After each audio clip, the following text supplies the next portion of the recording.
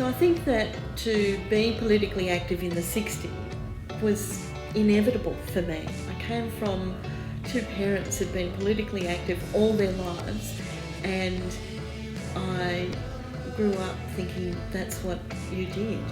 So this is me standing there with a photo, and I think on one side was the Reverend Garnison and my mother standing next to me, and it's in Martin Place. And I think Martin Place was, in Sydney, was a point where lots of demonstrations took place. It was much more central than it probably feels today. I can remember walking up one side and crossing the road and walking down the other side carrying placards. And I think that there was also a sense that to be seen to stand for a just cause was a good thing to do. I think now we're less inclined to be that person. We often leave it to other people.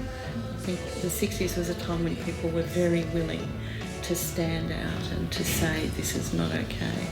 And I think that the 1967 referendum had that huge majority, which is incredibly unusual in Australian referenda, that reflected that time, that reflected a time when this constitution was being asked to change because it needed to reflect what our Australian community thought was important, and that was to get rid of discriminatory clauses.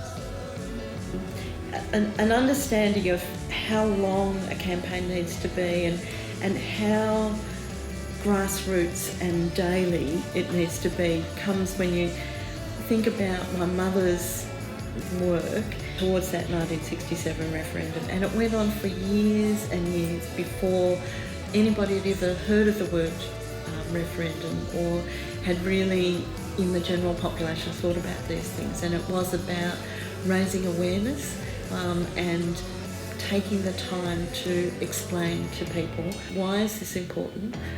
Why should you care about it? What does it mean to you, and why should you actually think that this is of significance? And certainly for Faith, she talked to anybody. She talked to people in the street, people in the train, she talked to Prime Minister, but she also did that daily work of talking to anybody who would listen to her. If you don't have conversations about any change that you want to bring up, then you don't have the groundswell that will support change. That is the nature of the referendum in Australia. You need that groundswell to make it happen. And to change people's perception, you need to have a conversation.